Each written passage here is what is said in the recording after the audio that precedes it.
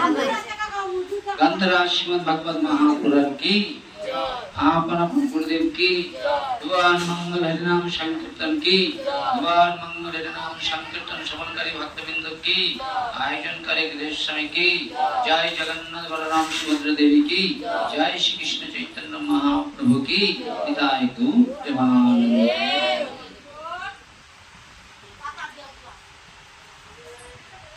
मंगल मंगल नाम निताय गौरांग निताय गौरांग हमार निताय गौरांग।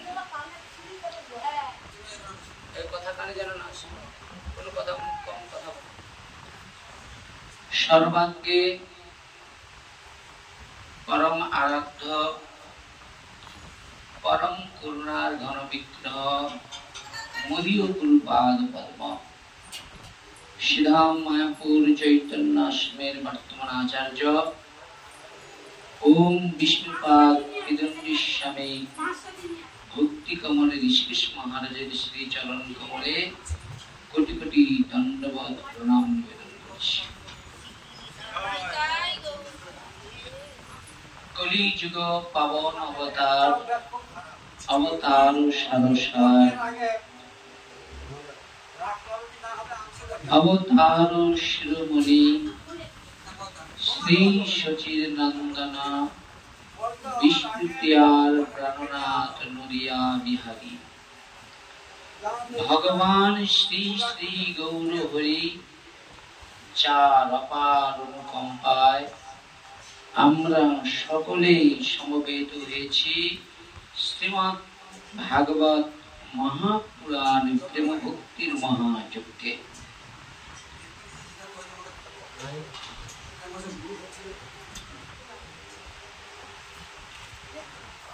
এই ভাগবত প্রেমভক্তি মহাযজ্ঞের যিনি আয়োজন করেছেন পূর্ব মেদিনীপুর জেলার অন্তর্গত ভোজপুরিয়া গ্রাম নিবাসী ভক্ত পাওয়ার বড় ভাইয়ের নাম সুবল বাবু এবং ছোট ভাই মধু ঘোষ মহাশয়।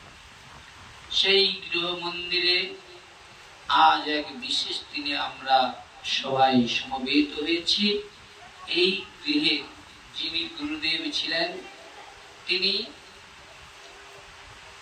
এই পঞ্চভৌতিক দেহখানা ত্যাগ করেছে,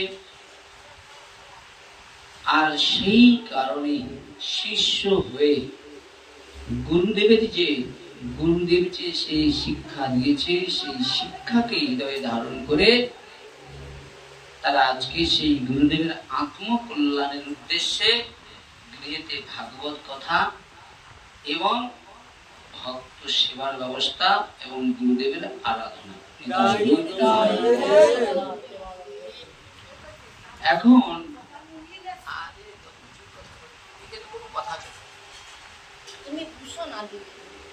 আজকের এই বিশেষ দিনে আমরা কিছু তত্ত্ব কথা শ্রবণ করব।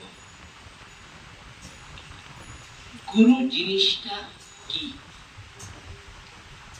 কেন গুরুদেবের সঙ্গে সম্বন্ধ কি এক জন্মের, এই বিষয়ে আমাদের জানতে হবে। গুরুকে গুরু হলেন ভগবানের প্রতিনিধির নাম হলো গুরুদেব। ভগবান তিনি এই ধরায় যখন তখন চাইলে আসে না। তিনি আসেন কেন? পরিত্রাণাং সাধুনাং, মানে সাধুদের প্রতি যখন অত্যাচার হয় স্বয়ং গোবিন্দ বৈকুণ্ঠ ছেড়ে এই ধরাধামে আসে। নিতাই গৌর প্রেমানন্দ। কিসের জন্য আসে? পরিত্রাণাং সাধুনাং, সাধুদের পরিত্রাণ করার জন্য, মানে উদ্ধার করার জন্য। বিনাশায়ত দুষ্কৃতা, মানে দুষ্টদের দমন আর সাধুদেরকে উদ্ধার এবং ধর্মকে স্থাপনের জন্য ভগবান এই ধরাধামে আসে। গুরুদেব কেন আসে? এই ভগবান এই সংসারে লীলা করে তিনি 125 বছর ধরাধামে ছিলেন। তারপরে তিনি লীলা সমাপ্ত করে বৈকুণ্ঠে চলে গিয়েছেন। এখন শাস্ত্রে এইরকম কথা লিপিবদ্ধ রয়েছে, কলির জীবের, আমরা তো কলির জীব না, সত্য যুগের জীব, কলির, তাহলে কলির জীবের নিস্তার লাগে, নিস্তার মানে উদ্ধার। আমরা মায়াবদ্ধ জীবের উদ্ধার করবে কে? গুরুদেব। তাহলে কলির জীবের নিস্তার লাগি নন্দ সুত হরি ভুবনে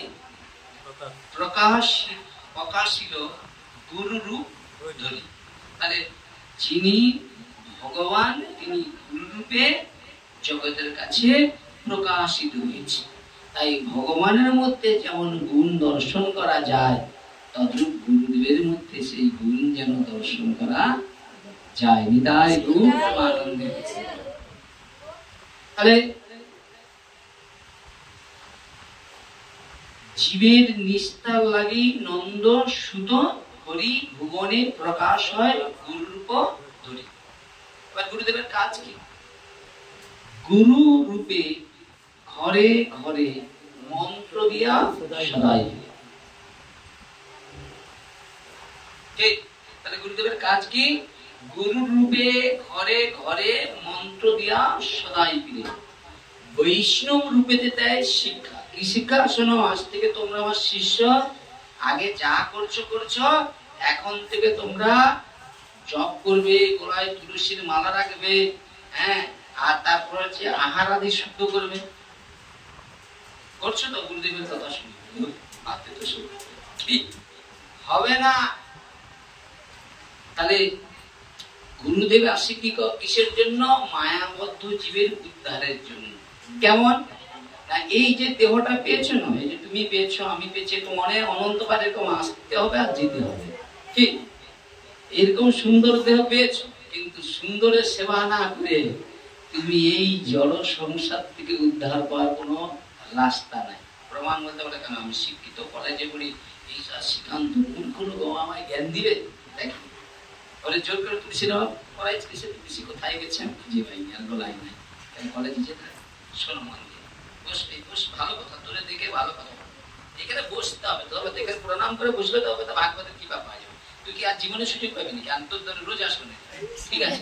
শিক্ষিত হলে একটু আমাদের থেকে একটু দূরে দূরে দিবে। খুব মন দিয়ে শোনো, ওটা নৃসিংহদেবের জায়গা, বুঝেছো? এইবার খুব মন দিয়ে শোনো, তুমি ভাগবত কেন শুনবে? তোমার বাবা তোমাকে যত পড়াশোনা করুক, মা যত পড়াশোনা করুক, তুমি ভাগবতের জ্ঞান যদি না নাও, তুমি মার সংসার থেকে তুমি উদ্ধার পাবে না, আর চির আনন্দ তুমি কোথাও খুঁজলেও পাবে না। এই সংসারটা কেমন জানো তো? মৌমাছি দেখেছো না? ফুলে যায়, ফুলটা যেই ফুটে যায় একবারে তার সৌরভে চারদিকে কি হয়? গন্ধ ছড়িয়ে যায়, ভ্রমর যায়, ফুলে মধুপান করে, তারপরে ভাই গাছ মরলো কি বাঁচলো এটা দেখার দরকার নেই। এই জগৎটা হলো চাওয়া পাওয়ার জগৎ, কিন্তু সাধুগুরু বৈষ্ণব চাওয়া পাওয়ার জন্য নয়, তারা ভোগ বাসনার জন্য এই দেহ লাভ করে না। তারা গুরু পাদপদ্ম আশ্রয় করে, তারা তাদের সর্বস্ব শক্তি দিয়ে মায়াবদ্ধ জীবের পরম মঙ্গলের জন্যই সাধুগুরু বৈষ্ণব দিতে যায়নি। তাই গৌর প্রমানন্দে।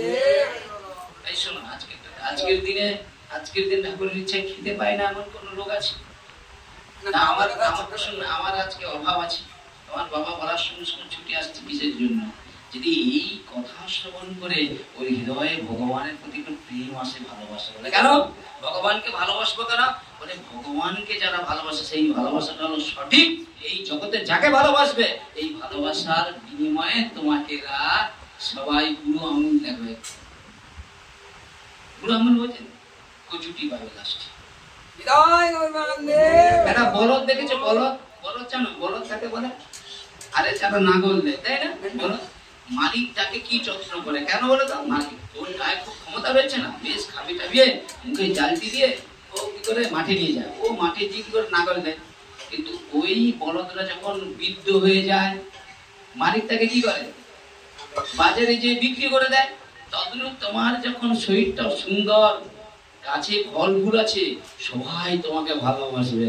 এই ঠাকুরের মতো যখন হবে, জানতে পারবে তোমাকে প্রকৃত কে ভালোবাসে। নিজের গর্ভস্থ সন্তান মাকে খেতে দিতে গেলে তার সমস্যা হয়ে যাবে। এই তো সমস্যা, এই তো জগৎ।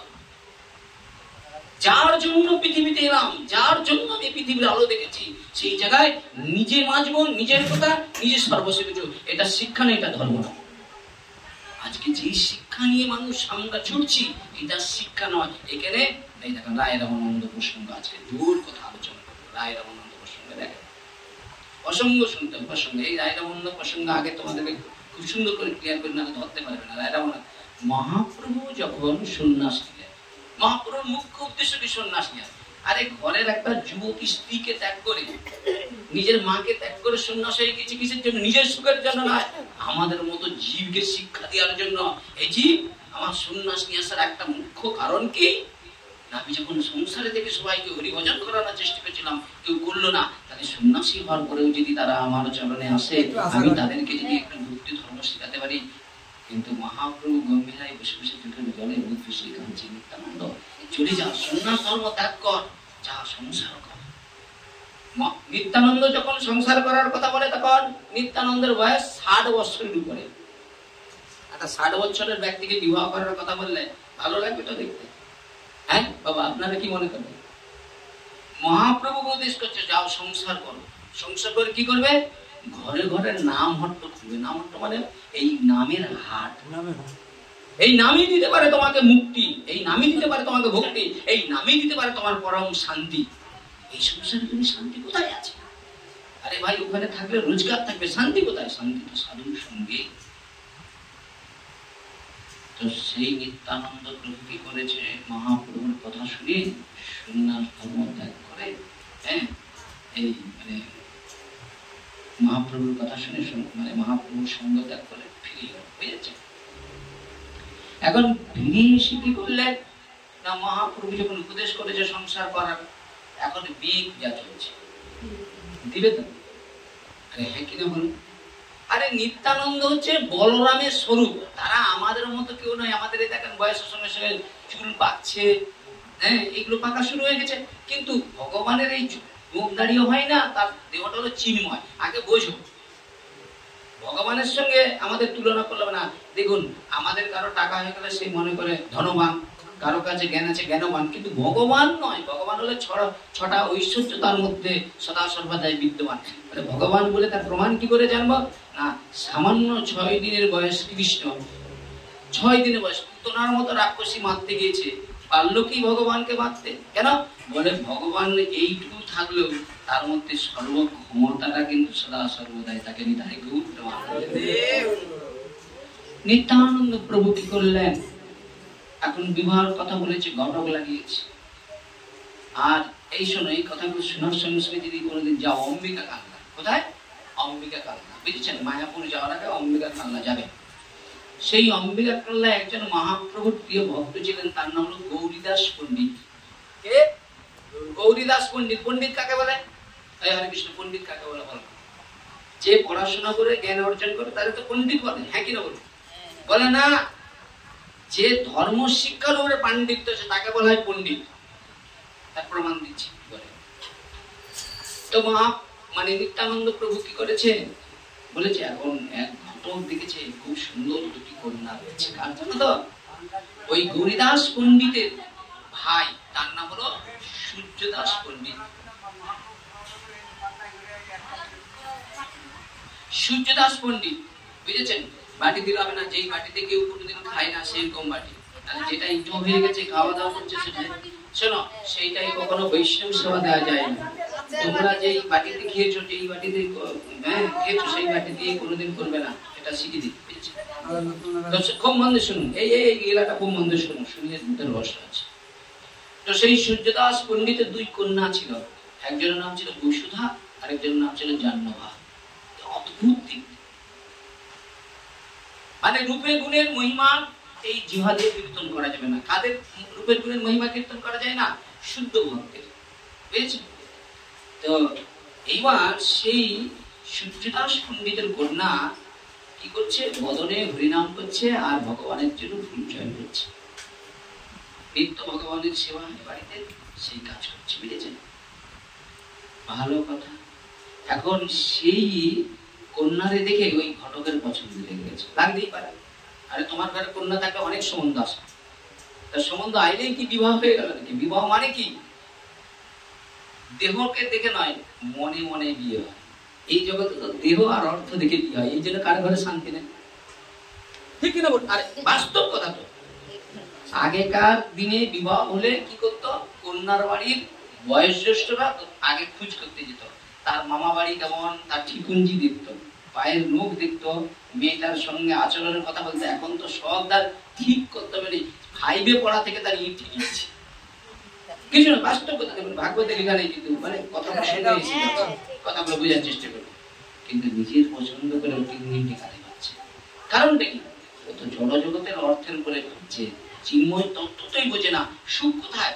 বলে এরকমটা বাড়ি হলে সুখ হয় না, এরকমটা দামি খান হলে সুখ হয় না, ভালো যে খেতে পারে তাকে খেতে দিলে তার সুখ হয় না। সুখটা তো ভিতর থেকে হবে, আর আমরা সুখটা খুঁজছি বাইরে থেকে। তুমি সুখ খুঁজবে কোথায়? একটা পোশাক পরেছো তো, আজকে নতুন কি সুন্দর দেখতে, কি ভালো লাগছে এই পোশাকটা, কালকে পুরনো হয়ে যাবে। তখন এই দেহটাকে নিয়ে তুমি এত ভাব দিচ্ছ, এই দেহটাও একদিন পুরনো হবে, একদিন এরকম তোমার কেশটা কালো হয়ে যাবে। যা হয়ে গেছে তাকে নিয়ে আমি মন্তব্য করবো, কালকে আগামী দিন আমার কাছে আসবে ওই দিনটা। তাহলে আমার এই দেহটার মুখ্য উদ্দেশ্য কি? দেখেন খুব মন দিয়ে, ওই বসুধা ভগবানের মহিমা কীর্তন করছে। বাবা বেশি জানেন তো, ওই ফুলগুলো চয়ন করতে করতে তার ভাবে গাড়ি করে জন্ম করছে। এই নাই করুন না, এই সংসারে সবাই সবাইয়ের জন্য কাঁদে কাঁদে, বিষয়ে হাত গেলে কাঁদে, ঈশ্বরের হারালে কাঁদে, অনেকে ভগবানকে হারিয়ে কাঁদছে। ভগবান এই সংসারে আছে বা কি? এই সংসারে আছে কি বা? আমরা যার পিছনে ছুটছি, যে সুখের পিছনে, আরে শোনো, একটা মানুষ একটা কিছু ভালো কিছু পাওয়ার জন্য তার কত জীবন লালসা হয়, কিন্তু এটা খাওয়ার পরে ওরা আর অতি লালসা থাকে না। তখন যে কোনো বস্তু আমরা না পাওয়ার কারণে সেইটা পাওয়ার প্রবণতা থাকে, কিন্তু এটা পেয়ে গেলে ওইটাকে রুচি ত্যাগ করে আবার অন্যটায় যায়, এটা স্বভাব জীবে, বুঝেছি? কিন্তু ভক্তরা তাদের ওই স্বভাব রাখা যাবে না, তারা যেটাই পায় সেটা ভগবানের বস্তু, ভগবানকে দিয়ে গ্রহণ করে। নিতাই গৌর প্রেমানন্দে। এখন সেই ঘটক কন্যারে দেখে পছন্দ হয়ে গিয়েছে। এখন কি করেছে, নিত্যানন্দকে সঙ্গে করে নিয়ে সূর্যদাসের বাড়িতে গিয়েছে। বলছে, জানো এই নিত্যানন্দের জন্য তোমার কন্যারে দেখেছি, কি অদ্ভুত মিলন হবে, দুইজনকে যদি বিবাহ দেয় না অদ্ভুত হবে। এই যেই কথা বলেছে, সূর্যদাসের আর রাগ থাকে কোথায় জানা তো? একবার রাগ থাকে কোথায়? আমার কন্যা এই যুবতী, এখনো মানে 20 বছর হয় নাই, আর মানে 3 ডবল বয়স, আবার বৈষ্ণবের এইরকম চিন্তাধারা। দেখেন জড় বুদ্ধি এসে গেছে, জড় বুদ্ধি আসে না? আসেনি? বৈষ্ণব জড় জিনিস নয়, বৈষ্ণব চিন্ময়। এই জন্য বৈষ্ণব তত্ত্বকে জানতে গেলে সারা জীবন তুমি গ্রন্থ ভালো পারবে না। বৈষ্ণব তত্ত্ব এমন জিনিস, তো ভালো কথা। সেই কি করলেন, নিত্যানন্দরে দেখেই জাহ্নবা প্রথম দর্শনেই মনটা তারে দিয়ে ফেলেছে। নিতাই গৌর হরিবল। মানে বিয়ে হয়ে গেছে। একটা বিয়ে হয় কি জানেন তো, লোক দেখানো, আরেকটা হয় মনে মনে, হয় না? বুঝেছেন? ওই প্রথম দেখাতে ওরে মনে নিয়ে ফেলেছে, বুঝেছেন? কিন্তু কেউ জানে না। এখন যেই মনটা দিয়ে ফেলেছে, অন্তরে দেখেছেন, আরে তারে দেখতে তো চিন্ময়, অপূর্ব রূপ। আর মেয়েরা কি মনে মনে চিন্তা, আমায় দেখতে শুনতে যাই খারাপ হোক, আমার স্বামীটা যদি একটু ভালো দেখতে, হয় না? আর যেন তার একটু সুন্দর গাড়ি থাকে, বাচক ক্ষমতাটা যেন তার খুব সুন্দর থাকে, সবাইকে যেন মানিয়ে চলতে পারে। এই পাড়ার মধ্যে সবাই বলে, জানিস ওর ঘরে একটা জামাই খুঁজে কোথা থেকে দিলুরে বাবা, কি সুন্দর বলে না? কিসের জন্য? টাকা নয়, ওই যে চাকরিওয়ালা করছে, সে তার যা ঘরে ঢুকলো তার ঘরে বেড়ানোর সময় রাত্রিবেলা বেরিয়ে চলে, কেউ জানতে পারে। ওইরকম নয়, সবাইকে নিয়ে আনন্দ করা। কিরকম না, এমনও জামাই আছে এই গ্রামে যখন আসে বছরে একদিন আয় না, সবাইকে নিয়ে একটা মহোৎসব দিয়ে অনুষ্ঠান করে খরচ করে যায় সেই জামাই, নাহলে আইলাম শ্বশুর করে ব্যাগ ভর্তি করে দিয়ে রাত্রিবেলা পালিয়ে। এটা নয়, সে শুধু নিজের আনন্দ নয়, সবাইকে আনন্দ দিতে আসে, বুঝেছেন? এই কথা বলে না তো, সেই কথা বন্ধ। সেই জায়গায় দাঁড়িয়ে নিত্যানন্দের কি করেছে, সূর্যদাস কি করেছে, একবারে যখন বাড়ি থেকে যখন হ্যাঁ কুকুর ঘুরে দাঁড়ায় না, ততটুকু সাধুগুলো বৈষ্ণব তত্ত্ব চেনা জানে। হ্যাঁ এরা মনে করে খেতে পায় না আমার ঘরে আসছে, আরে এত ভিখারি সাধুগুলো বৈষ্ণব না। এরা যে ধনের মালিক, সে ধনে একজন 10 তালারও যদি নয় 100 তালার ঘর করে, একজন বৈষ্ণবের কাছে ত্যাগী মানুষের কাছে কিচ্ছু। সে তো জেনে গেছে ভাই কোথায় সুখ আছে, বুঝেছেন? আর তুমি তাকে জড়ো বস্তু দিয়ে তাকে বাঁধতে পারবে না, বুঝেছেন? তাকে বাঁধতে গেলে প্রেমের প্রয়োজন, ভক্তি প্রয়োজন। ভগবানকে যেমন বাঁধতে গেলে ভক্তি প্রয়োজন, ভক্তকে বাঁধতে গেলে ভক্তির প্রয়োজন। সেই জায়গায় দাঁড়িয়ে বসুধা কি করলেন, দেখলেন নিত্যানন্দ প্রভুকে এইভাবে দাঁড়িয়েছে। আচ্ছা বলুন তো, কেউ যদি কাউকে ভালোবাসে তার কি দেখলে বলে? ধরো কোনো মেয়ে কোনো ছেলেকে ভালোবাসে, সে কাউকে কিছু বলে না, জানতেও দেয়নি, কিসে জানা যাবে বলো? সে ওই মেয়ে ছেলেটাকে ভালোবাসে, বলো তুমি বলো, বলতে পারবে? বলতে পারবে? কে বলতে পারবে? বলে না। কিসে শোনো, যে মেয়েটা যে ছেলেটাকে ভালোবাসে তার প্রশংসা শুনতে খুব পছন্দ করে, নিতাই তদ্রূপ আমরা যারা ভগবানকে ভালোবাসি, ভগবানের গুণের কথা, ভগবানের প্রশংসা ছাড়া আমরা অন্য কারো প্রশংসা শুনতে রাজি নই। তাই এখন যে লোক, যে বসুধা সে নিত্যানন্দরে ভালোবেসে মনটা দিয়েছে, তারে যদি এইভাবে অত্যাচার করে সে কি আর ভালো থাকবে? বসুধা এই কষ্ট সহ্য করতে না পেরে বিরহ যন্ত্রণায় যা বিছানায় শুয়েছে, কত বই এলো, কত ডাক্তার এলো, কোনো মতে আর তাকে চোখ মিলিয়ে আর দেখছে না। ডাক্তার এসে নাড়ি হাত দিয়ে বলছে তোমার কন্যা দেহত্যাগ করেছে, সেই কারণে তোমার কন্যা আর তোমাকে বাবা বলেও বলবে না। একটা কাজ করো, আত্মীয় স্বজনকে বলে দাও, ঠিক আছে মারা গিয়েছে। বসুধার এই মৃত্যুর কথা শুনে কান্না, যাকে ধরে তারে জড়িয়ে কাঁদে। যে দেখো বৃদ্ধ মরে গেলে এত দুঃখ না, এক যুবক মারা গেলে, যুবক কন্যা বা যুবক পুত্র মারা গেলে দুঃখ বেশি হবে, একজন বৃদ্ধ মারা গেলে কন্যা দুঃখ হবে। তো সেই জায়গায় এক যুবতী কন্যা মারা গিয়েছে, এই চিন্তায় সবাইয়ের কান্নাকাটির একবারে শোরগোল পড়ে গিয়েছে, বুঝেছেন? সবাই এলো, আত্মীয় স্বজন এলো, সবাই কি করলো তার যে ক্রিয়ার জন্য, মানে হরে কৃষ্ণ। তো সেই জায়গায় দাঁড়িয়ে এখন সবাই এসে কি করলেন, তার কর্মষ্ঠ ক্রিয়া করার জন্য, অন্ত্যেষ্টি ক্রিয়া করার জন্য সবাই এসে সবকিছু ব্যবস্থাপনা করেছে। এখন নিয়ে গিয়েছে দাহ করানোর জন্য শ্মশানে, শেষ যাত্রা।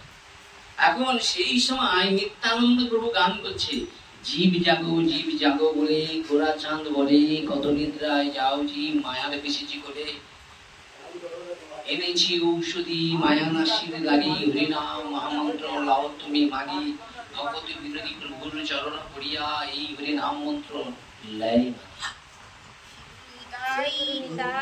জীব তুমি জাগো, মায়া চাদর আর গায়ে রেখো না, এই সংসার তোমার নয়, এখানে তুমি যে সম্বন্ধ করেছো এই সম্বন্ধ নয়, একমাত্র তোমার সঙ্গে পূর্ণ সম্বন্ধ থাকবে গুরুর সঙ্গে শিষ্যের।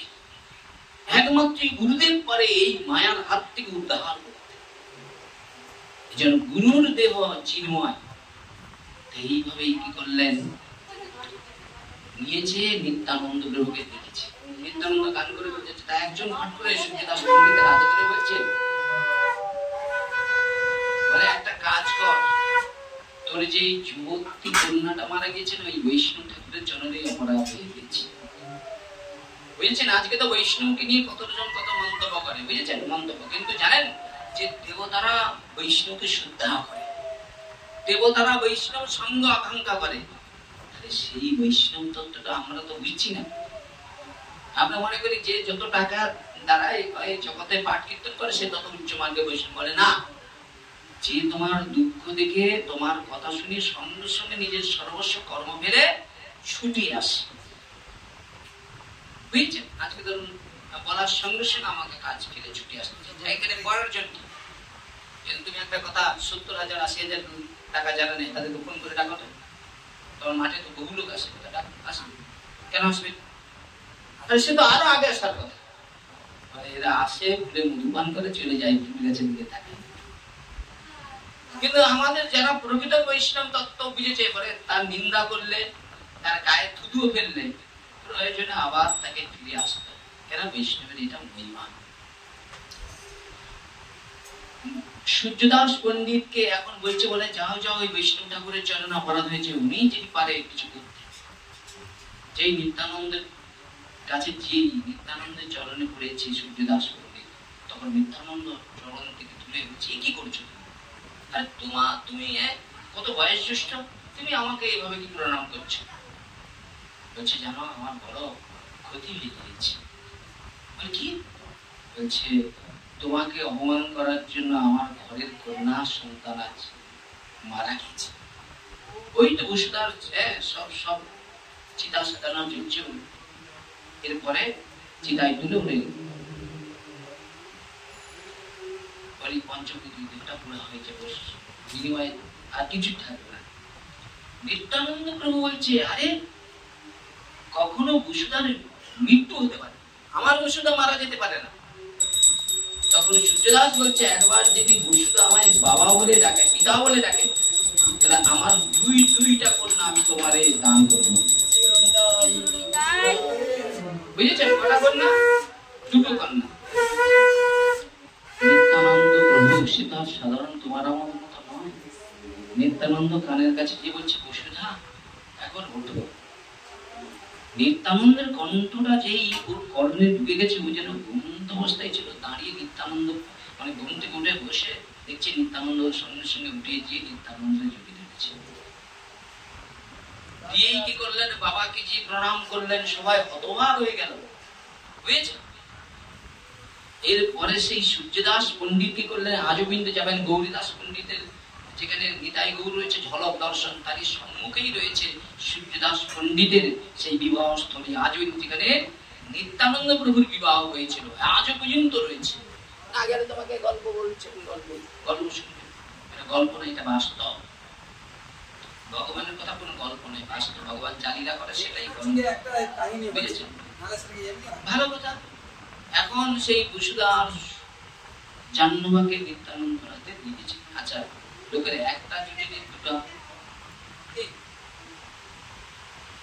কথাটা বুঝেছে? কারণ একটা নাই, তার নিত্যানন্দ পুরো দুটা হয়ে গেল। বুঝেছে? এখন সমাজে কি এটা ভালো চোখে দেখবে? সমাজগুলো তো কিছু আছে। এখন বয়স 60-এর উপরে, তারপরে এরকম 16 বছরের দুটা যুবতী বৌনি যদি ঘুরে ঢুকে গুনে একবারে মাদুর লোক দেখলে চোখ ঠেকাবে না। এই দেখেন, আমার 37 থেকে 38-এ পড়েছি। এই বয়সে যদি একটা যুবতী এগুলি লোক বলে বলে এরা কি বলবে? এই বলবে মানুষের কথা, কিন্তু জানে না বৈষ্ণব তত্ত্ব কি। যে কন্যা মনে মনে চিন্তা করবে, এমন জনকে আমি বিবাহ করবো যার সেবা করে গোবিন্দ চরণ লাভ করতে পারবে। নিতাই গৌর প্রেমানন্দে। স্বামী তাকেই বলে যে ভগবানের সেবায় নিজের জীবন উৎসর্গ করেছে, নিজের স্ত্রীকে ভগবানের সেবায় সাহায্য করে। কিন্তু ওই যদি এখন মনে মনে চিন্তা করে তুলসী মালা করবো, একটু একাদশী করে বেরিয়ে যা, কেন? তার অধীন। সে যদি ভজন না করে তাহলে কি হবে? পুরা শেষ। ও জীবনে বেকার গাধা শ্রম করতে আসে। গাধা যেমন শ্রম করে, শ্রম করবে, খাবে দাবে, বাস বংশ বিস্তার করে, মৃত্যু আসবে, মরে যাবে, চলেছে।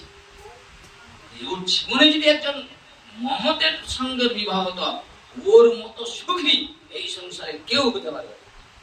কোটি টাকার সম্পত্তি, চাইলে বৃন্দাবনে যেতে পারে, চাইলে মায়াপুর যেতে পারে, চাইলে জগন্নাথ যেতে পারে, চাইলে কাশী যেতে পারে, চাইলে ত্রিবেণী যেতে পারে। আর তুমি সারা জীবন গাধার খেটে ওই শুধু বাপের বাড়ি আর স্বামীর বাড়ি, বাপের বাড়ি বুঝেছে? কোনোদিন মহৎ সঙ্গ করার সুযোগ হলো না। বুঝেছেন? তো সেই জায়গায় দাঁড়িয়ে দুটো তো বিবাহ হয়ে গেছে দুইজনকে। বুঝেছেন? এখন বিবাহ যখন হয়েছে, একজন সাধু মানুষ, রোজগার পত্র তো নাই।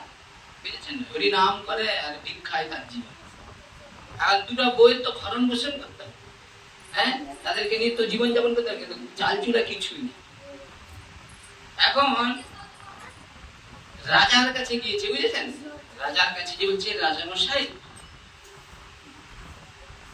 একটা আপনাকে জিনিস দান করতে হবে। কি বলে? এই যে আমার দুটো বউ রয়েছে, এদের থাকার জন্য তো একটা কুঠির করতে হবে। আপনি একটু জায়গা যদি দিতে পারেন, দেখেন জায়গাও নাই, তবু দুটো।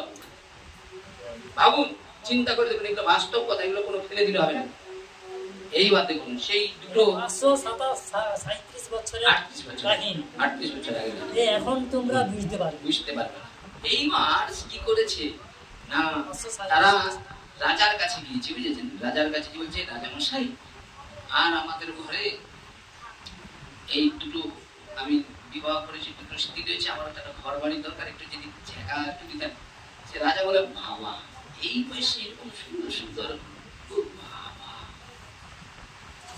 এইবার উল্টা পাল্টা মন্তব্য করতে, আর মন্তব্য করতে করতে বলছে, রাজামশাই আমি তো প্রজা, একটু যদি কিছু দেন জায়গা টাকা। এখন চ্যাংলামি করে বলছে, হ্যাঁ হয়েছে, আমার রাজ্যের কোণে একটা টবা আছে, টবা মানে বুঝেন জলের একটা জায়গা, হ্যাঁ, তুমি ওইখানে গিয়ে তোমার বউ দিয়ে ডুবে মরো, বুঝেছেন? রাজার কথা শুনেই বলছে, তাই দিলে তো তুমি ওই টবাটা। এখন সেই কথা শুনি কি করলেন, এখন সেই টোবার কাছে গিয়েছে, গিয়ে কি করেছে, একটা খড় আছে না, খড়, এই যে খড় মানে ধান চাষ হবে যে খড়, সেই খড়টা কি করেছে নিত্যানন্দ প্রভু, তিনি তো স্বয়ং মানে বলরামের স্বরূপ, যেই টোবার মধ্যে দিয়েছে, টোবাটা পুরো ভরে গিয়েছে, একবারে ভরে গিয়ে জলাশয় বুঝেছে? আর সেই থেকে ওই জায়গার নাম হলো খড়দাহ। ওই নিত্যানন্দ পরিবার, যারা নিত্যানন্দ পরিবার হচ্ছে খড়দাহ, বুঝেছেন? মানে হচ্ছে নিত্যানন্দ শিপাট, মানে আমাদের শিপাট যারা নিত্যানন্দ পরিবারের, তাদের শিপাট হলো খড়দাহ, ব্রহ্মানন্দের শিকার। ভালো কথা। এখন আর ইনার যে শ্যামানন্দ কবি বল্লভ, যে যার গৌরীদাস পণ্ডিত, অম্বিকা কান্না, যে যার জায়গা আছে, বুঝেছেন? আমি বাচ্চা মানুষ সব বলতে পারি না, মুখস্থ নেই সে তো। এইবার সেই জায়গায় দাঁড়িয়ে ওইখানে যে একটা কুঠির রচনা করে পরম আনন্দের সংসার স্ত্রী নিয়ে থাকে, ভিক্ষাই তার জীবিকা।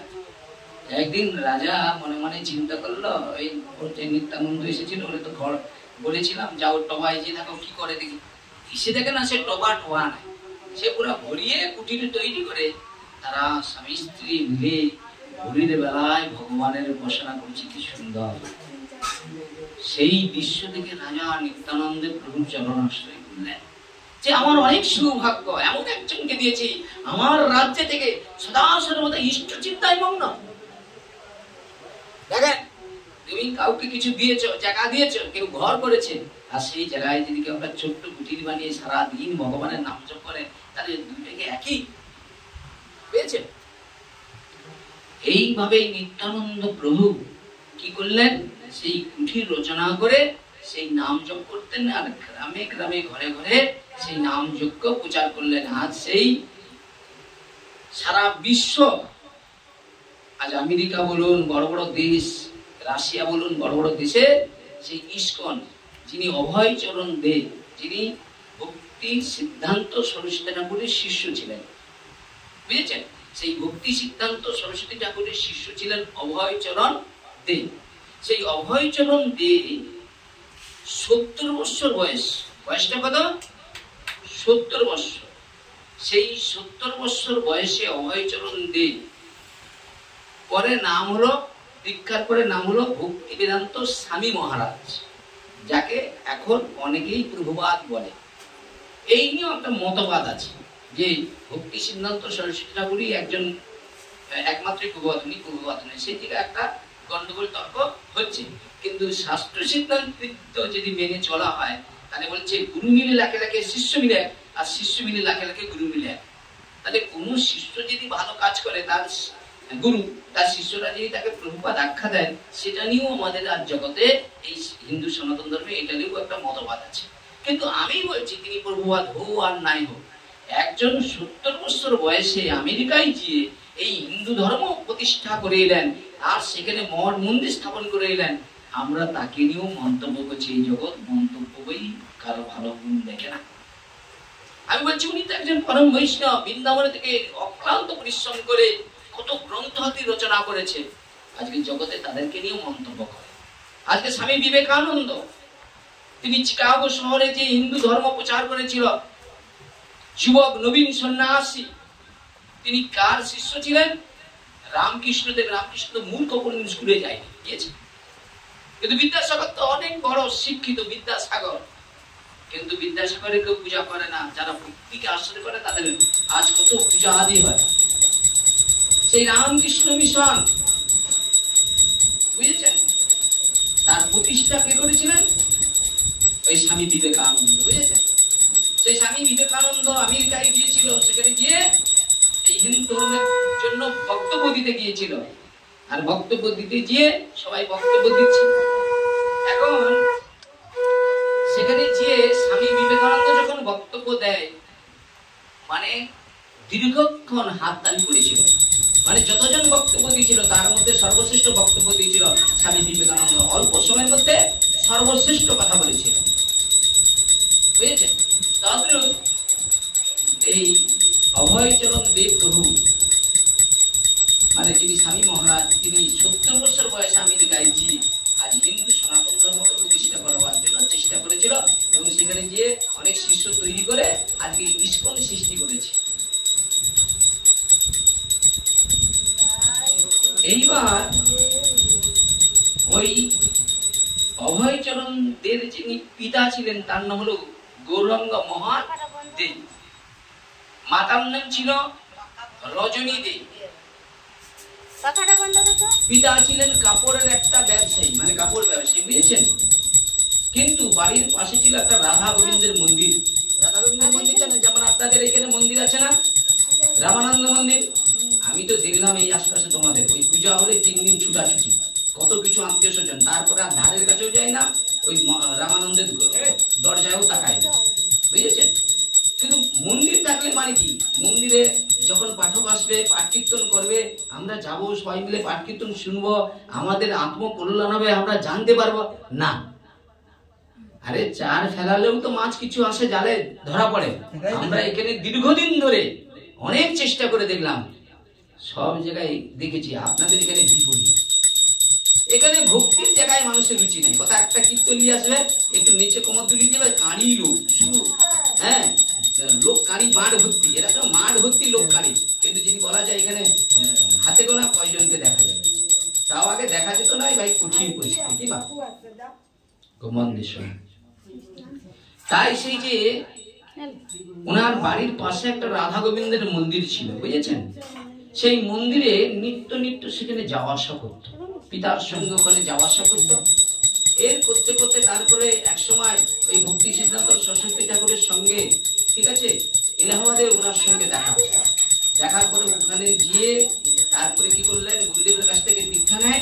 তারপরে গুরুদেবের ইচ্ছা কি না, ভক্তি সিদ্ধান্তের ইচ্ছা ছিল মহাপ্রভুর ইচ্ছা জগতে প্রতিষ্ঠিত করতে হবে। মহাপ্রভুর ইচ্ছা, পৃথিবীতে আছে যত নগর আদি গ্রাম, সর্বত্র প্রচারক মোর হরিনাম। সারা বিশ্বে এই হরিনাম প্রচার করবার জন্য 70 বছর বয়সে একটা ওই যে মাল বওয়া যে জাহাজ, এই যে আপনার কলিকাতা থেকে যে যায় খিদিরপুর থেকে, জানেন তো, ওই জাহাজে করে আমেরিকা গিয়েছিল। 1 মাস সময়, 3 মাস স্ট্রোক হয়েছিল। বলছে যদি মারা যাই মারা যাবো, কিন্তু আমার লক্ষ্য গুরুদেবের কথা আমি জগতের কাছে প্রচার করতে হবো, যদি ভগবান আমায় কৃপা করেন আমি ঠিক যেতে পারি। এত বয়সে গিয়ে যদি তিনি এই ধর্মকে প্রতিষ্ঠা করে, আর আমরা যুবক যুবতী, বাবা আমাদের ভালোবাসা মানে আর ভুলো নেই। ওই হিন্দুদের ভালোবাসা জানেন তো, ঘরে মুরগি পুষে আত্মীয় স্বজন হলে ওইটাকেই মেরে খায়, এই হলো ভালোবাসা, এই হলো আমাদের ভালোবাসা, বুঝেছেন। ভালোবাসা মানে কি, পোষা জিনিসকে মারতে গেলে বিবেক লাগে না, কষ্ট হয় না, যে এইটাকে দিদি করে রাখতাম, কত সুন্দর একটা সম্বন্ধ। আচ্ছা একটা কথা বলি, আচ্ছা বাড়িতে যদি একটা বিড়াল ইঁদুর ধরে, ঠিক আছে, মানে ওই বিড়ালটা যদি ইঁদুরকে ধরে, আপনার দিকে কষ্ট হয় না, যন্ত্রণা হয় কি হয় না? আচ্ছা সেই জায়গায় দাঁড়িয়ে ওই যদি একটা শিয়াল এসে যদি আপনাদের ঘরে ওই পালিত মুরগিটাকে ধরে, আপনার কষ্ট যন্ত্রণা হয় না? হয় বলেন, জানেন, আরে আমার ঘরে এরকম ইয়ে ছিল, আর ওই এটা ছিল, ওই মুরগিটা ছিল, সেটা না শিয়ালে ধরেছে। হ্যাঁ, কেন মায়ের কষ্ট হয় না? প্রত্যেকদিন খাওয়ার বেলা দিদি দিদি করে ডাকতো, বুঝেছো, এই জন্য তার সঙ্গে একটা সম্বন্ধ ছিল। কিন্তু সেই সেই মানে এটাকে ধরে নিয়ে গেল, বুঝেছেন? কটা সে ধরে নিয়ে চলে গেল, তাদের মালিকের দুঃখ। কিন্তু ওই মালিক দেখছে একটা বিড়ালে সিঁদুর ধরে যাচ্ছে, তাকে তো কষ্ট হয় না। কেন? বলে ওই মুরগির সঙ্গে গৃহের সঙ্গে একটা সম্বন্ধ ছিল। সম্বন্ধ কি? ওই খাওয়ার বেলায় দিদি করে ডাকতো, সম্বন্ধ ছিল। তাই ওকে নিয়ে গেছে, আমার দুঃখ হচ্ছে। কিন্তু ইঁদুরের সঙ্গে তো সম্বন্ধ নেই, তাই ইঁদুর ধরে গেছে, ধরে নিয়ে যাচ্ছে, আপনার দুঃখ হয় নাই, বুঝেছেন? তো সেই জায়গায় দাঁড়িয়ে কথা বলো না, কথা বলো না, সেই জায়গায় দাঁড়িয়ে আজকের দিনে আমরা যারা এই যে ধর্ম কর্ম করছি, আমাদের মুখ্য উদ্দেশ্য কি জানেন তো? আমরা ধর্ম মানে আমরা নাম যশ প্রতিষ্ঠা, আর আমাকে সবাই শ্রদ্ধা করবে, ভালোবাসবে, আমি মন গড়া কথা বলে দিয়ে চলে যাব, হ্যাঁ আমাকে সবাই শ্রদ্ধা করবে, এটা নয় ধর্ম। ধর্ম মানে আপনার দ্বারাই অপরের কল্যাণ। কি করে অপরের মঙ্গল হয়, অপরের কল্যাণ হয়? তাহলে অপরের কল্যাণ কখন হবে? যদি শাস্ত্র সিদ্ধান্ত আমরা মেনে চলি। এখন শ্রীমদ ভাগবত অধ্যয়ন কিংবা শ্রবণ করিবার জন্য আমার কোন যোগ্যতা নাই। তাহলে ভাগবত পাঠ করতে গেলে যোগ্যতার প্রয়োজন রয়েছে। কি যোগ্যতা? কারণ যিনি হরি কথা পরিবেশন করবেন,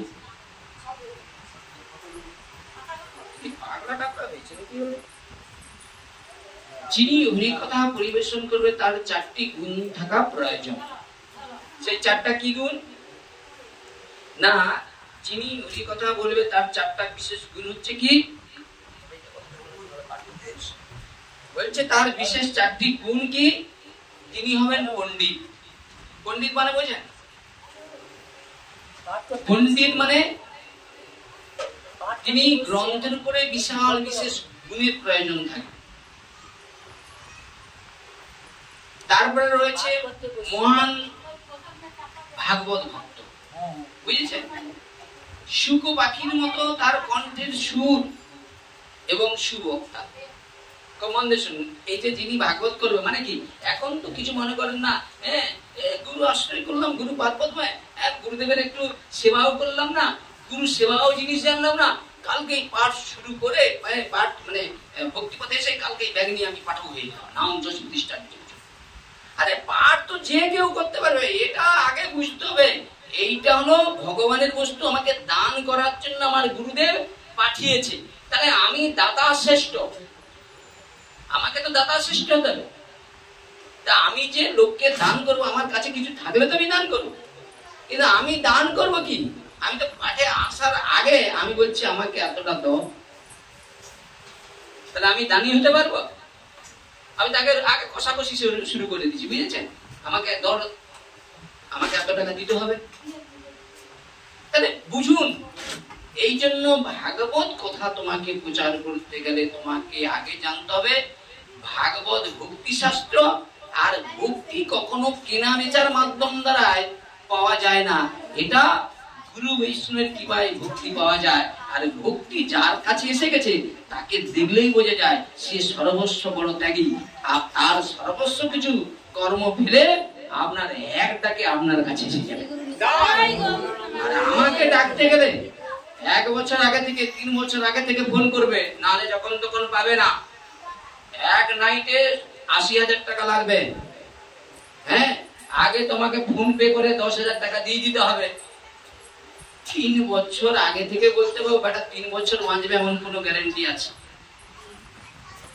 আমার তো মনে হয় এখনকার যারা পাঠক না, এরা ভগবানের থেকে উপরে আছে। আজকে ইউটিউব জড়িয়ে যেসব পাঠ কীর্তন দেখুন, আজ ইউটিউবে খুললেই পাঠ ভাগবত কীর্তন কাঁড়ি। আপনি আগে দেখুন, ফোন করবেন, সবাই নম্বর দিয়েছে, কেন ওই আপনার পাঠ শুনে খুশি। একজনকে ফোন করবো, বলে আমাদের এখানে রামানন্দ মন্দির আছে, 7 দিন আপনাকে দিয়ে করব, কত টাকা? কে বলবে 2 লাখ টাকা, কে বলবে 5 লাখ টাকা, বুঝেছেন? আর আমাদের মতো শ্রীকান্তকে যদি কেউ ডাকে, শুধু ডাকলেই কাঙালের মতো হ্যালো বললেই ছুটি চলে আসে। আপনার ঘরে মহোৎসব হলে, আপনার বলুন মেয়ের বিবাহ হবে, বিবাহ হলে সবাইকে নিমন্ত্রণ করেছে, একজনকে নিমন্ত্রণ করতে হয়নি, সে ধরে আসে। কে বলুন তো? কে বলুন তো? কুকুর। আর ডাক্তার সে পাতা ফেলে দিলেই দেখবেন কুকুর এসে খায়, সে আমি হচ্ছি সেই কাঙাল, ডাকলেই চলে আসে। হ্যাঁ বাস্তবে। এই শুনুন, তার প্রমাণ দিচ্ছে, দেখেন নরোত্তম দাস ঠাকুরের নাম শুনেছেন? বৈষ্ণব আচার্য নরোত্তম দাস ঠাকুর, বৈষ্ণব আচার্য, বৈষ্ণবদের আচার্য। সেই নরোত্তম দাস ঠাকুর মহাপ্রভু নরোত্তম দাস ঠাকুর বলছে, নরোত্তম তুমি আমার কাছে কিছু চাইবে না? ভক্ত তো ভগবানের কাছে কিছু চায়। তখন নরোত্তম মহাপ্রভুর চরণে পড়ে বলছে, প্রভু আমি একটা জিনিস চাইবো, তুমি আমায় দিতে পারো? বলে কি? বলে তুমি একটা কাজ করো প্রভু, আমাকে তুমি কুকুর জীবনটা দান করো, আর যেমন তেমন কুকুর নয়, এমন ঘরে পাঠাও যে ঘরে নিত্য ভগবানকে নিবেদিত প্রসাদ গ্রহণ করে, সেই বাড়ির আমাকে কুকুর হয়ে জন্ম দান করো। মহাপ্রভু বলো, তাই দিলাম। তা তুমি কুকুর হয়ে জন্মাতে চাচ্ছ কেন? ওই বাড়িতে সন্তান হয়ে চাইতেন পারতেন। বলে প্রভু ওই বাড়ির কুকুর হলে ওই যে বৈষ্ণব আর বৈষ্ণবী ওরা ভগবানকে ভোগ নিবেদন করে যখন প্রসাদ পাবে, ওদের পাতাগুলো যখন ফেলে দিবে, আমি ভক্তি সহকারে ওই প্রসাদ পাতাটা চেটে চেটে আমার পাপ ও কর্ম থেকে মুক্ত হয়ে আমি যেন তোমার চরণে যেতে পারি। ভাবনাটা এদের দেখুন। আর আমাদের ভাবনা শুধু পাঠক হবো, কে পূজারি হবে, কে কার কি করবে, আমরা এই আমার চিন্তা। মানে একবারে অলরাউন্ডার। আমাদের এখন পাঠক আছে পূর্ব মেদিনীপুর, অলরাউন্ডার। বলো পাঠ করতে হবে করে দিবে, রান্না করতে হবে করতে হবে, আর দীক্ষা দিবে আমাকে বলো, আমি দীক্ষা দিয়ে দেবো। আচ্ছা তোমার তারপরে যদি দেখো শোনো আর ব্রাহ্মণ টাহ্মণকে দিয়ে কাজ করো না, এখন আমি তোমার বাড়ি, তোমাদের বাড়িতে কিছু হয়ে গেলে আমাকে বলবে, আমি তার সাধ্য করে দেবো। মানে সব করে দিবে সে, সব গৃহপ্রবেশ কার্তিক পুজো টুজো যা বলবে সব করে দিবে। শুনুন আজকে এগুলো আমি কারো দোষ দেখছি না, আমি মানুষকে বলছি কততে সন্তুষ্ট। রূপ সনাতন রাজার মন্ত্রী পদ ত্যাগ করে গিয়েছে, ভিক্ষা করে জীবন যাপন করেছে। আমাদের বৈষ্ণব ধর্ম ঠিক ছাওয়া পাওয়া দেখলে মাথা খারাপ। মানে আগুনে পর্যন্ত জল দিলে আগুন নেওয়ানো যায়। আমি শ্রীকান্ত মিত্র, আমার ভিতরের কামনা দেখলে মাথা খারাপ। আরে বৈষ্ণবকে তো চিনবে তার ত্যাগে। যার বৈষ্ণব, যাকে বিপদের দিনে ডাকলেই সঙ্গে সঙ্গে ছুটে আসে, ও সুখেও আসে আর দুঃখেও আসে। সম্বন্ধ এইরকম হবে। গুরু করে কেন? আরে গুরু তো সর্বস্ব সমস্যার সমাধান করতে পারে। বিপদের সময় দেখবেন সর্ব জায়গায় মুখ খুলে নিয়েছে। গুরু কাকে বলে দেখেন, আমার জীবনে দেখেছি সেই ছিলেন মদন বাবু। আমি তার দীর্ঘদিন ব্যাগ বইছি। আজকে এই আসনে বসেছি, অনেক সাধুগুরুর ব্যাগ বই, হুট করে গাছ থেকে পড়ে এখানে বসে যাই না। এই ব্যাগ বওয়া পাটি, কত জুতা বয়েছি, কত পায়খানার জল বয়েছি আমি। দেখেন জয় কৃষ্ণ নাম। সেই মদন বাবুর একটা শিষ্য ছিলেন জানেন তো। তো শিষ্য গুরুদেবের কাছ থেকে দীক্ষা নিয়েছে। এখন স্বামী স্ত্রী, এখন স্বামী স্ত্রী দীক্ষা নিয়ে কিছুদিন কাটছে। তার ঘরে দুটি কন্যা ছিল, একটি পুত্র ছিল। এখন পুত্রের জন্য কিছু পয়সার জন্য ঘরটাকে ব্যাংকে রেখে ব্যবসা করেছিল, বুঝেছেন, বানের আড়ত করেছিল। এখন সেই কারণে কোনো কারণে তারা ব্যবসায় লস হয়ে যায়।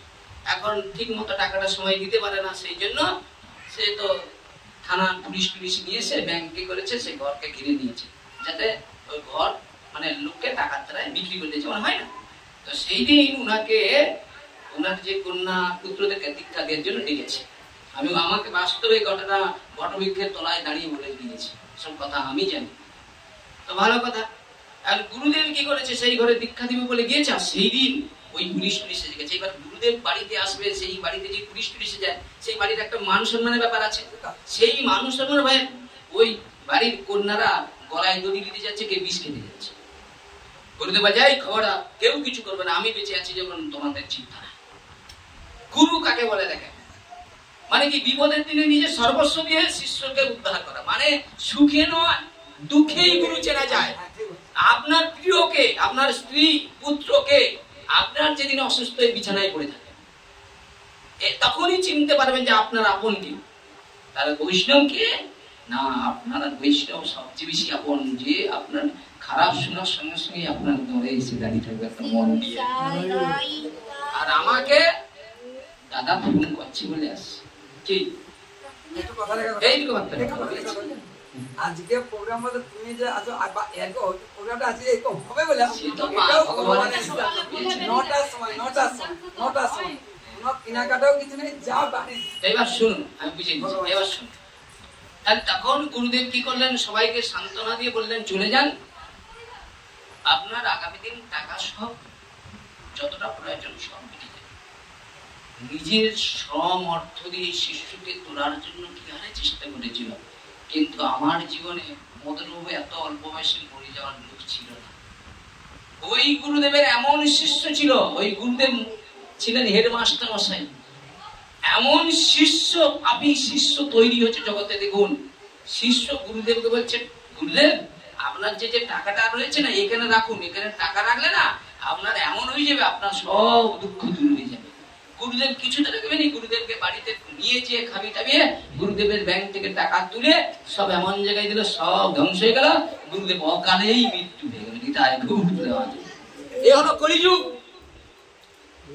কলিযুগ আপনাকে সর্বনাশ করবে। তদ্রূপ আজকের দিনে আমি যে জায়গায় থাকতাম কল্পনা করতে পারতাম। আমার একটা বড় দুর্বলতা আছে, কি বলুন তো, আমি সবাইয়ের সঙ্গে ঘরের মতো মিশে যাই, আমার সত্য কথাটা সবাইকে আপন ভাবে বলে দিই, আর যাদেরকেই আমি বলে দিই তারাই পিছনে আমাকে কি করে ঠুকা দেয়। কিন্তু খুব সাবধান, এই ব্রেনটার মধ্যে কিছু একটু মগজে আছে কিছু মূর্খ লোক, ঠিক আছে, কিন্তু বুদ্ধিটা আস্তে আস্তে বলে দিচ্ছে আমার আপন কি। তোমার আপন কে জানো? যার তুমি কোনোদিন উপকার করবে সে তোমার আপন, যার উপকার করবে সেই তোমার শত্রুতা করবে। ক্ষতিটা তোমার অন্য কেউ করবে না। আজকে যদি ওই ধরুন প্রভু অনেক বিষয় বৈভব আছে, উনার বৃদ্ধ বয়সে উনার ছেলেরা টিভি দিয়ে সম্পত্তিটা নিতে পারে, শ্রীকান্ত মিত্র নিবে। কিন্তু যদি শ্রীকান্ত মিত্র বারবার একটু ঢল নিয়ে দেখতে যায়, তাহলে ঘরের লোক বলে মনে মোর বাপকে মনে কিছু খাবি টাবি মনে ও কিছু মনে বুঝি হয়েছে। খুব সাবধান, শুনুন মন দিয়ে। তো সেই সব জনকে দেখছি গুরু তাকে বলে। আজকে গুরুর কথা বলতে যে মনে হয় গুরু এইরকম। গুরু হচ্ছে কি, তার সর্বস্ব দিয়ে শিষ্যের মঙ্গল চায়। মায়াবদ্ধ জীবকে, মদনবাবু আমার মনে আছে যখন শরীরটা অসুস্থ হয়ে যায়, পাঠে আসছিল নকুলবাবু বাড়িতে জোর করে নিয়ে এসেছিলাম। পাঠের শিশু চোখের জল দিয়ে হাত জোর করে বলছে, একমাত্র তোমাদের সবাইকে হাত জোর করে বলে যাচ্ছি তোমরা হরিনামকে আশ্রয় করো, তোমরা নাম করো। এই কলিযুগে একমাত্রই নাম সার, নাম করো, নাম করো, বারবার বলে দিয়েছে। আর আমরা, আমার কথা বলছি, কি করছি? তাহলে আমরা সাধারণত এখান থেকে জানলাম ভাগবত যিনি প্রচার করবে তার 4টি বিশেষ গুণ দরকার, বুঝেছেন? তাহলে পণ্ডিত, আচ্ছা, মহান ভাগবত। মহান ভাগবত মানে এক ভাগবত আরেক মহান ভাগবত বলে কি না, একজন এইরকম জগতে আছে ভগবান সৃষ্টি করেছে, সে ভাগবতে যা আছে সেইটাকে পড়ে বাল্য বয়সে বুঝতে পেরে গেছে। সে বুঝতে পেরে গেছে যে ভাগবত হচ্ছে পরশ পাথর, একে কোনো কিছুর বিনিময়ে লোককে দান করা যায় না, এটা হলো ভক্তির জিনিস। তাহলে কারো কাছে যদি পরশ পাথর থাকে সে কি সোনা দোকানে বিক্রি করতে যাবে?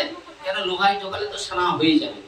তো ভাগবত হচ্ছে সেই রকম একটা ভক্তি শাস্ত্র, একে কোনো কিছুর বিনিময়ে জগতে দান করা যায় না। তাই বললেন কি, পণ্ডিত কাহাকে বলে? কমান্ড শুনুন, পণ্ডিত কাহাকে বলে? আমরা সাধারণত বুঝি, কথা বলছি, যিনি অনেক পড়াশোনা করে বহু উপাধি লাভ করেছে তিনি পণ্ডিত, ঠিক না? আরে ধরুন এই বাড়ির কন্যা, সে পড়াশোনা করে একটা যদি ডিগ্রি পায়, তাহলে বলবে না এই বাড়ি মধুবাবু দেখ ঠাকুরের মিস্ত্রি থেকে মেয়ে দুটোকে কিভাবে কুড়িয়ে মানুষ করেছে, বলবে না কি? কিন্তু এইখানটা দিয়ে মন দিয়ে শুনুন, তাহলে অনেক পড়াশোনা যিনি করে তারে পণ্ডিত বলে, কিন্তু শাস্ত্রে এই কথাটিকে একবারে নস্যাৎ করে দিয়েছে। নস্যাৎ শব্দের অর্থ যেন বলে পিতা নস্যাৎ, গুরু নস্যাৎ, স্বজন নস্যাৎ, স্ত্রী নস্যাৎ। মানে কি বলে, যিনি হরি ভজনে বাধা করে সেই পিতা পিতা নয়, সেই মাতা মাতা নয়, সেই গুরু গুরু নয়, সেই স্ত্রী স্ত্রী নয়, সেকে রাত খাপাকিনি পলক পলক রক্ত চুষে খায়, বুঝেছেন? এই হলো। তাহলে স্ত্রী হচ্ছে ভোগের জিনিস নয়, ভজনের জিনিস। নিতাই গৌর হরি বল। আমরা ঘুরি ফেলছি উল্টা। এইবার যেই খুব মন শুনুন, কথা বলে না বাবা, কথা সামনে কথা বললে মনটা নষ্ট। তো এইবার নস্যাৎ করে দিলেন।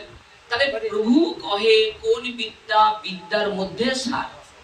মহাপ্রভু প্রশ্ন করছেন তাকে, রামানন্দ সেই গোদাবরী তীরে বিদ্যানগরে, খুব মন দিয়ে শুনুন।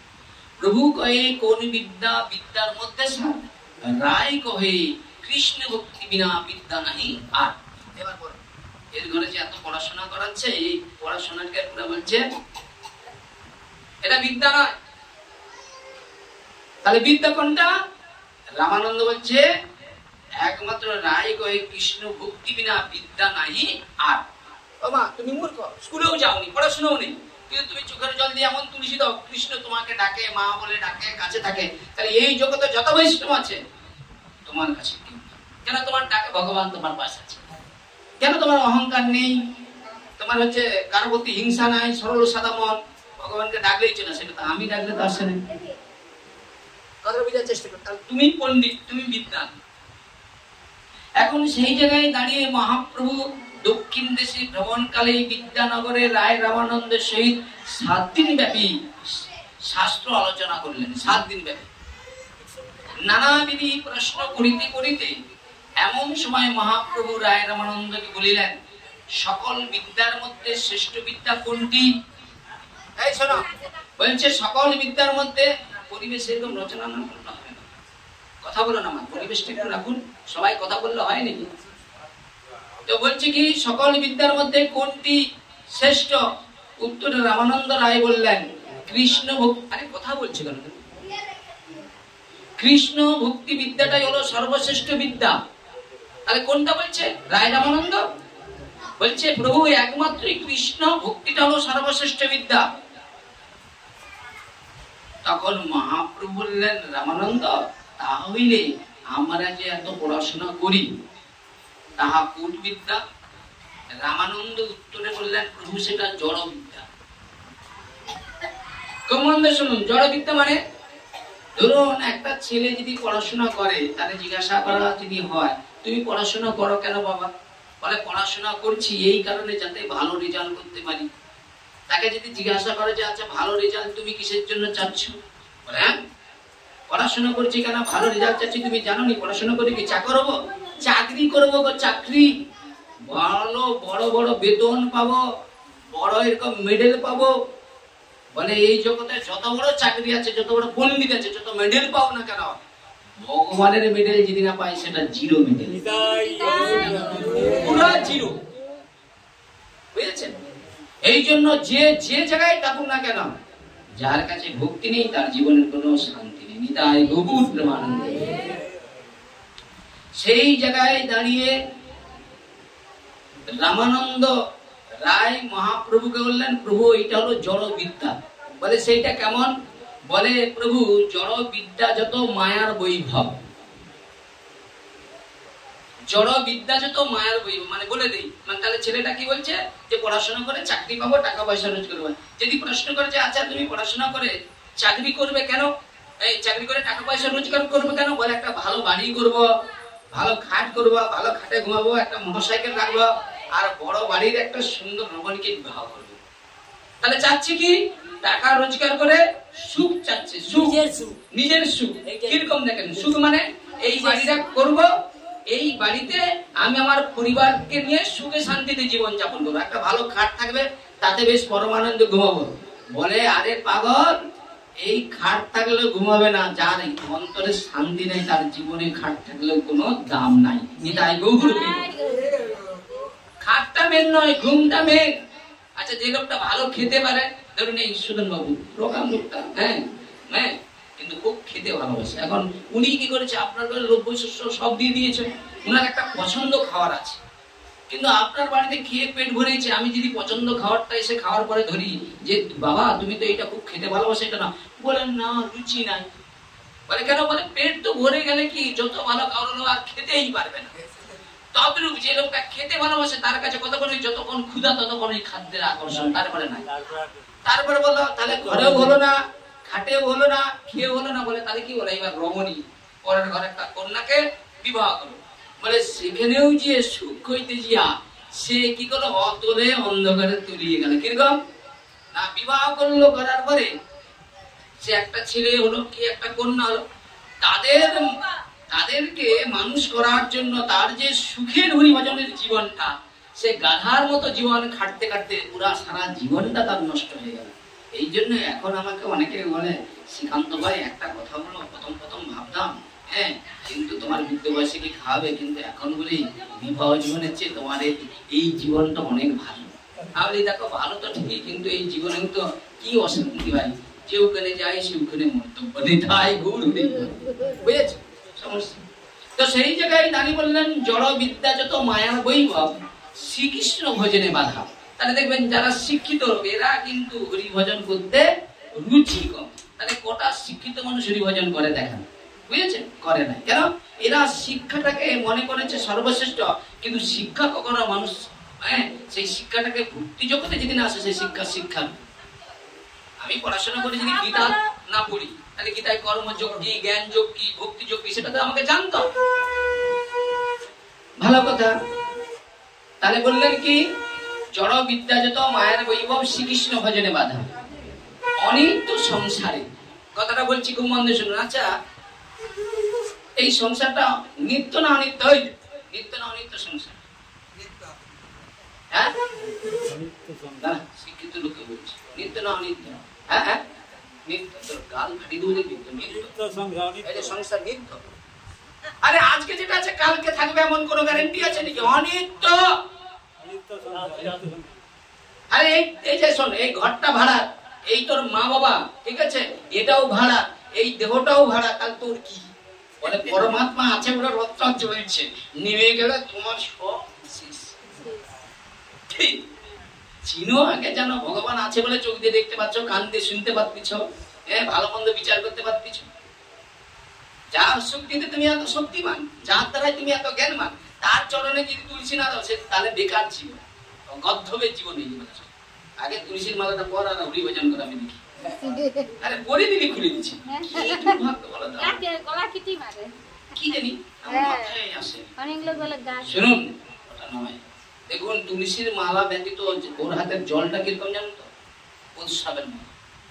ও যদি কাউকে জল দেয় ওর অপরাধ হয়ে যাবে। খবরদার আজকে বৈষ্ণব সবাই জল দিয়েছে অপরাধ হয়ে যাবে। হাসে থাকে তো আগে ঘুরে বেঁচে যাবে। যা পুরে দেখতে পাইনি খুঁজাকে দেখি ঘুরিস নি জীবনে। মাইন বলছে এই শোন আমি তোকে অনেক শুদ্ধ দৃষ্টান্ত দিয়ে যাবো। জমতা দূতেদের বলছে যারা তুলসীকে আশ্রয় করে, যারা ভক্তিকে আশ্রয় করে, শোনো দূতগণ, যারা জিহাতে একবার হরিনাম করেছে, কর্ণ দিয়ে হরি কথা শুনে শ্রীহরির চরণ যাদের বিশ্বাস আছে, কখনো তারা যমলোকের যাত্রী হবে না। আমার কথা নয়, গ্রন্থ বলবো, তুই তো পড়াশোনা করার মানুষ, দেখে নিবি। সেই জায়গায় দাঁড়িয়ে বললেন কি অনিত্য সংসার, এইটা হচ্ছে অনিত্য। আজকে যেটা আছে কালকে থাকবে না, অনিত্য সংসার। তাহলে অনিত্য সংসারে মোহ জন্মিয়া। মোহ মানে বলছেন এই মোহ কাকে বলে? হ্যাঁ মাথা চুপ করে মোহ কাকে বলে? পড়াশোনা করছে মোহ শব্দের অর্থ জানবি না কি পড়াশোনা? মোহ কাকে বলে? মোহ কাকে বলে? মোহ জিনিসটা কি? মোহ শব্দের অর্থ কি? আরে মোহ মানে কি? এই যে এইটা আমার গাড়ি, এইটা আমার, এই যে মোহ, এখানে আমি আমার বলে কিছু ছিল না। বুঝেছেন? এই মায়াকে তুমি আমার মনে করছো, এটা মায়া মোহ, বুঝেছেন?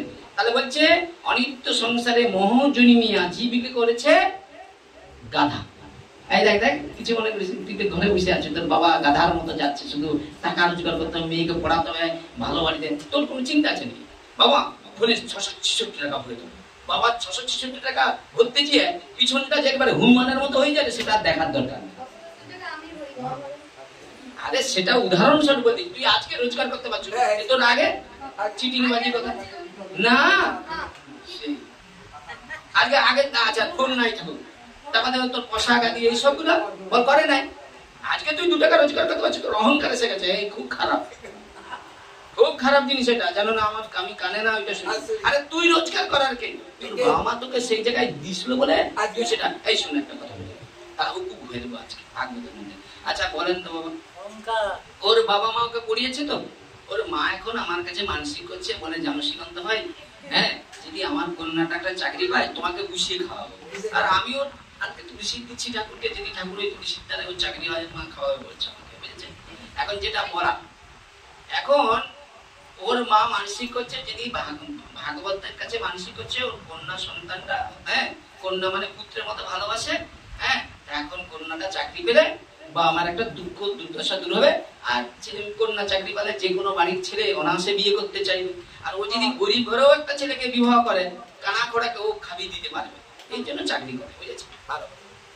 এখন ওর মা মানসিক করছে যদি ভাগবতের কাছে যদি পড়াশোনা করে চাকরিটা পায়। এখন ঠাকুরের ইচ্ছা হয়েছে ওর চাকরিটার ব্যবস্থা হয়ে গেছে, বুঝেছেন?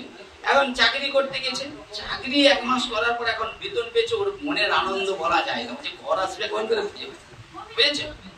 এখন বাবাকে মাকে সঙ্গে করে নিয়ে গেছে, টাকা এখন চোর এখন জেনে গেছে চাকরি পেয়ে গেছে, টাকা তুলতে যাবে, এখন সঙ্গে করে নিয়ে গেছে।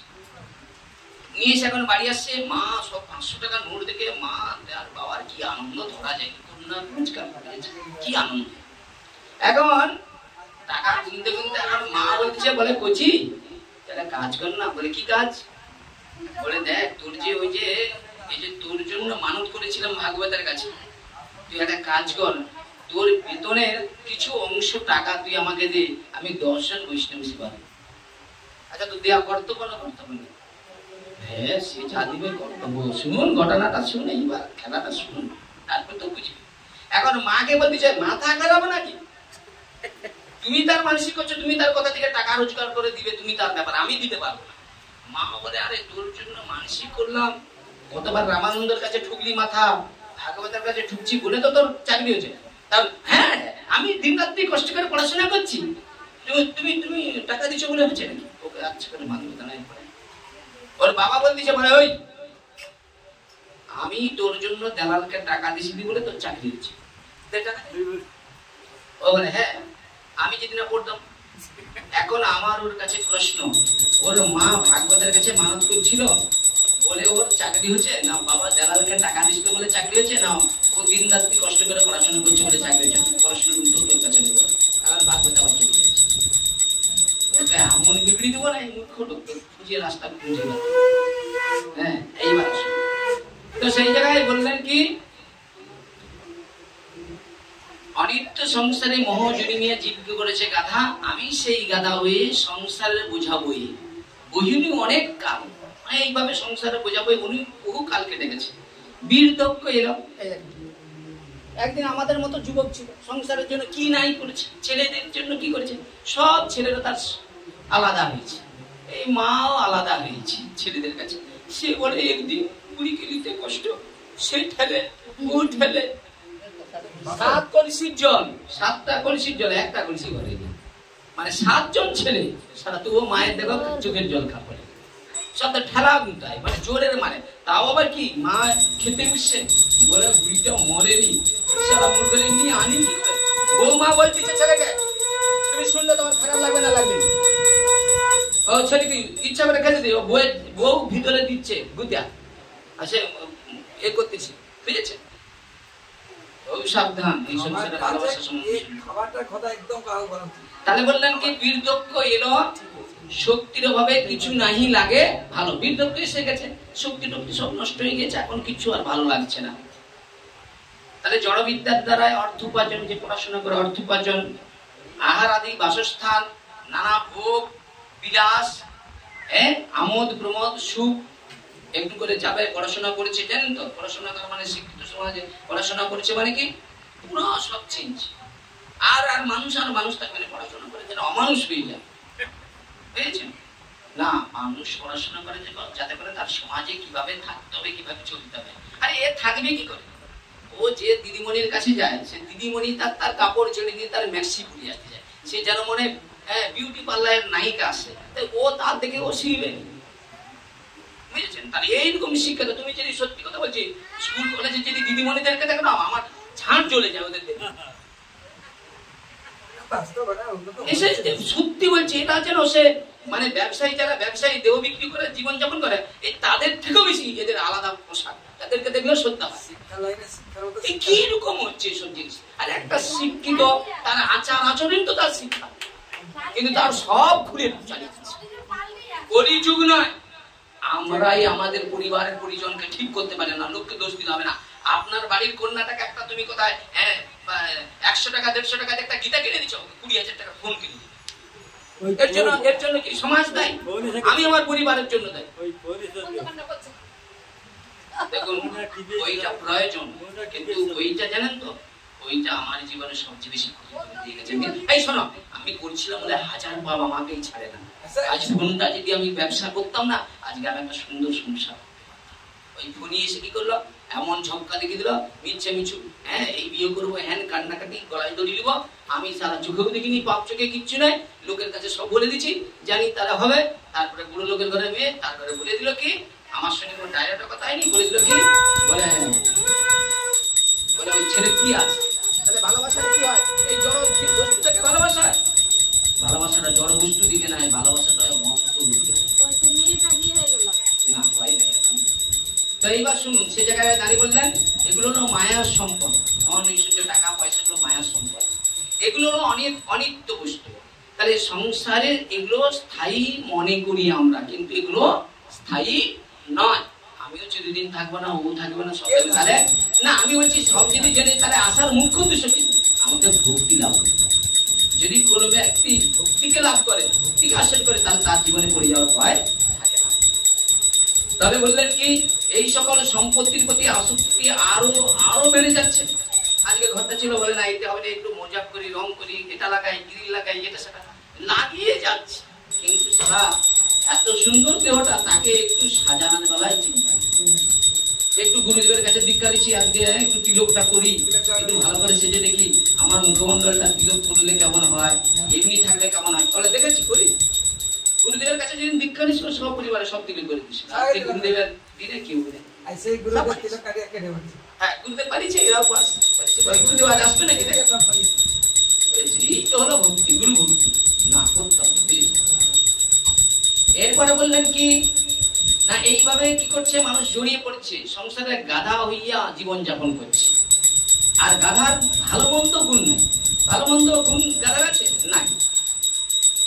সে বুঝে কেবল ভার বহন করিয়া সারা জীবন দুঃখ কষ্ট ভোগ করতে হবে। তদ্রূপ আমরাও কি করছি, একটু সুখের পিছনে সংসার করলাম, এইবার গাধার মতো শুধু খেটে, শুধু এদের মনোরঞ্জন করতে আমার জীবনটা চলে যাচ্ছে। তবু বলে বাবা কি করছে, মা কি করছে, এর মধ্যে বলছে আমাকে কিন্তু দেয় নাকি, এর মধ্যে দেখো দুদিন 2 টাকা রোজগার করছে, ওকে আচ্ছা ঘিরে দিচ্ছি আমি, দাদা মাধবের আনবে আমাকে, ওকে আমি মানুষ করে দেবো। ঠিক, যত দুষ্ট লোক হলো ঠিক খারাপ খায়, খারাপ লোককে ভালো করার মেডিসিন আমার কাছে আছে, আপনার লোককে ঠিক করে একদিনে ঠিক করে দেয়। এইবার শোনো, হ্যাঁ মা গর্ব করবে, বাবা গর্ব করবে কখন, ও যদি পড়াশোনা করে কোথাও টিউশনি পড়িয়ে টাকা পেয়ে মায়ের হাতে দিয়ে বলে, মা পিতা স্বর্গপিতা ধর্ম পিতা হি পরমত পিতৃ সর্বদেবতা জননী জন্ম বিশ্ব স্বর্গদেবী গরিয়সী, হে মা তোমার গর্ভে ধারণ করে আজকে প্রথম রোজগারের টাকাটা মা তোমার জন্য একটা শাড়ি, বাবার জন্য একটা জামার প্যান্ট গর্ব করবে। আর তুই কি করছো, নিজে রেখে দিচ্ছ, বাবা কথা মাকে দিয়েছ। কত লোককে দেখলাম এই বয়সে উত্তর দিতে পারবে না, কেন তুই কি করছো আমি এখান থেকে জানতে পারি, তবেই তো শিখান। এই জন্য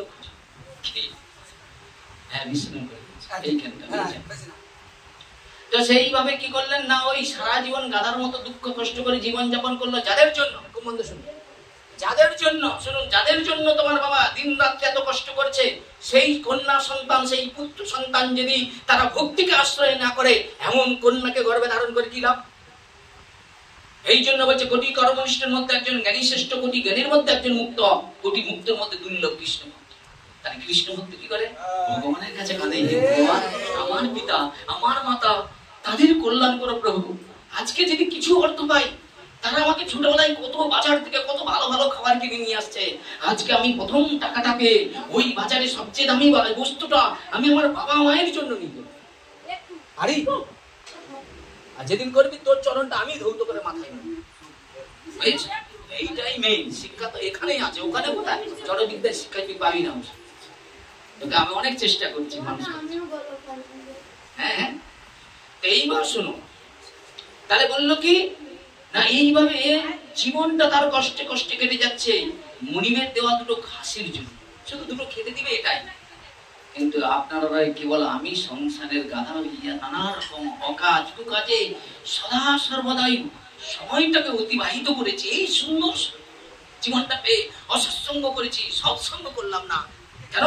সৎসঙ্গে স্বর্গবাস, অসৎসঙ্গে নরকবাস। আমি সারাদিন এই কান দিয়ে কত লোকের নিন্দা শুনেছি, বদন দিয়ে কত নিন্দা করেছি। না না না, আজ থেকে তিলক করেছি, আজ থেকে গুরু পাদ পদ্ম আশ্রয় করেছি, আজ থেকে প্রতিজ্ঞা করব নিন্দা শুনবো না, নিন্দা করবো না। আর যদি কোনো পাঠক কারো নিন্দা করে, আমি তার প্রথম দর্শন করবে না, এই সংকল্প ভাগবত বুঝেছে। তাই বলছে এইভাবে অকাজ কাজ করে সময় অতিবাহিত করছি, কিন্তু একবারও কৃষ্ণ ভজনের চেষ্টা আমি করেছি না। এই দেখেছেন, অকাজ কুকাজ করে জীবনটা চলে যাচ্ছে, কিন্তু কৃষ্ণ ভজন করবার জন্য যে সুযোগটা দিয়েছে ভগবান, 84 লক্ষ জনী ভ্রমণ করার পরে ভগবান আমাকে শক্তি দিয়েছে, জ্ঞান বুদ্ধি বৈরাগ্য দিয়েছে। আমি ভাগবত কথা শুনতে শুনতে, হে ভগবান তুমি সুন্দর, তোমার কথা শোনার জন্য, তোমার কথা শুনে কতজন সংসার ত্যাগ করে ব্রহ্মচারী হয়ে গেছে, সাধু সন্ন্যাসী হয়ে গেছে। আমি সংসারে থেকে, আমার স্ত্রী আছে, পুত্র আছে, পরিজন আছে, তার মধ্যে মধ্যে যদি একবার দিন গেলে একবার হা গৌরাঙ্গ গৌরাঙ্গ গৌরাঙ্গ থাক না, গৌরাঙ্গ আমার হয়ে যাবে, আর আমার এই পাও দেবটা গৌরাঙ্গ নিবে। হে ভগবান, আমাকে তুমি ভাগবত শোনার সুযোগ দিয়েছ। ভাগবত তারাই শুনে, যারা ভাগবতকে মন দিয়ে শুনে তাদের কি হয়, ভাগবত শুনলে জ্ঞান। কি জ্ঞান? আমি দেহ না, আমি আত্মা, আমার মধ্যে ভগবান আছে বলে আমার চোখ দিয়ে দেখতে পাই, কান দিয়ে শুনতে পারি, আমার এত সুন্দর ভালো মন্দ বিচার ক্ষমতা রয়েছে, কিন্তু আমার মধ্যে এই জ্ঞানটা ভাগবত শুনতে হবে। তারপরে কি আসবে? বৈরাগ্য। এই সংসারে কতজন এইভাবে জন্মগ্রহণ করছে, মৃত্যুবরণ করেছে। এই ভারতবর্ষের মাটিতে আমার দেহটা হলো কি সাধু দেহ, আমি আমার দেহ দিয়ে পরের কল্যাণ করবো। কিরকম? আমি আমার বাক্য দিয়ে লোকের কল্যাণ করতে পারি, পারি না? কিন্তু আবার এই বাক্য দিয়ে পাঠ করে আবার মনে করলে কি আপনার কষ্ট করে অর্থ নিয়ে পালিয়ে যাবে, তাহলে এটার মানে নয়, এটা দান হবে না। ভাগবতকে গুরুদেবের মুখের দিকে তাকিয়ে যে হে ভগবান, আমার জীবনে যত সংকট আসো আমি পরীক্ষায় রাজি, কিন্তু ভাগবতকে বিক্রি করে কোনোদিন যেন অর্থ কামানোর মানসিকতা না আসে। ভাগবত ভক্তির জিনিস, একে কোনোদিন কোনো কিছুর বিনিময়ে পাওয়া যায় না। তাই কি না মহাজন বললেন, কিবা বিপ্র, বিপ্র মানে ব্রাহ্মণ, কিবা বিপ্র কিবা শূদ্র, শূদ্র মানে নিচু জাতি, কিবা বিপ্র কিবা শূদ্র না কেন নয়, যেই কৃষ্ণ তত্ত্ববেত্তা সেই গুরু হয়। তাহলে গুরু কি? এই মানে গুরুদেবের কথা, তো গুরুদেবের কথা দিয়ে বিশ্লেষণ করছে। তাহলে গুরুকে না, গুরু হলেন ভগবান ঈশ্বর। কিসের জন্য সে না, করিবি জীবের নিস্তার লাগে নন্দ সুতরি ভুবনে প্রকাশ হয় গুরু ধরি, গুরু রূপে ঘরে ঘরে মন্ত্র দিয়া সদাই ফিরে। এই দেখ যে বস্তুটা দিলাম চাষ করার জন্য 1 কাঠা দিলাম, এই 1 কাঠাকে যদি তুমি ঠিক মতো চাষ করতে পারো, ওতে এমন ধান হবে ওই সারা জীবন খেলেও তোর শেষ হবে না, তুই দিব্য আনন্দ পাবি। সেই আনন্দ রাজ্যে যে গিয়েছে সে গুরু চরণকে কখনো ভুলে যায় না। তাহলে জীবের নিস্তার লাগে নন্দ সুতরি ভুবনে প্রকাশ হয় গুরু রূপ ধরি, গুরু রূপে ঘরে ঘরে মন্ত্র দিয়া সদাই ফিরে, বৈষ্ণব রূপেতে দেয় শিক্ষা। কৃষ্ণ ভজ, কৃষ্ণ চিন্তা, কৃষ্ণ করসার, কৃষ্ণ বিনা করি জীবের নাহি কো নিস্তার। কৃষ্ণ নাম ভজ জীব, আর সব মিছে, পালাইতে পথ নেই, জম আছে পিছে। কিন্তু জম বলছে যে আর গলায় পুলিশি থাকবে, জম তাকে প্রণাম করবে, তাকে কখনো জম লোকে যেতে হবে না, নরকে যেতে হবে না। তাই তোর পরম মঙ্গলের জন্য একবার নয়, বারবার হাত জোড়ে করে বলছি, জীবনের সব থেকে মূল্যবান জিনিসটাকে আমি বারবার বলছি। হ্যাঁ, 1000 লোক বলতে পারে তোদের মতো কতজন ইস্কনের ভক্ত রয়েছে, তার তিলক করেও কলেজে যেতে চাই, সামান্যতম মালা তোরে ভক্তির বলে গলা থেকে খুলে দিলাম, সে তাই করিস।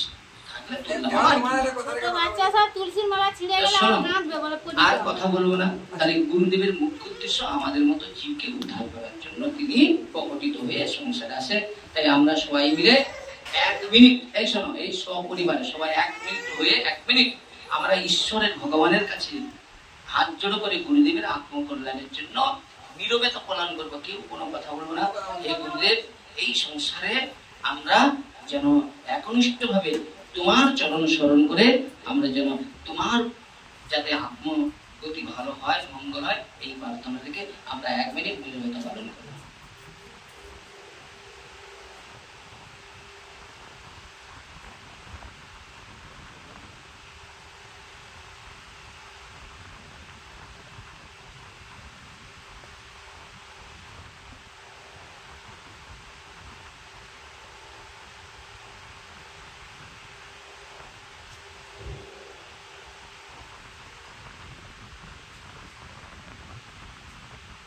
श्री गुरु निताय गौर प्रेमानंदे। आपन मन गुरुदेव की भगवान मंगल हरि नाम संकीर्तन की गृह स्वामी की समागत गौर भक्त बिंदु की हृदय गौर प्रेमानंदे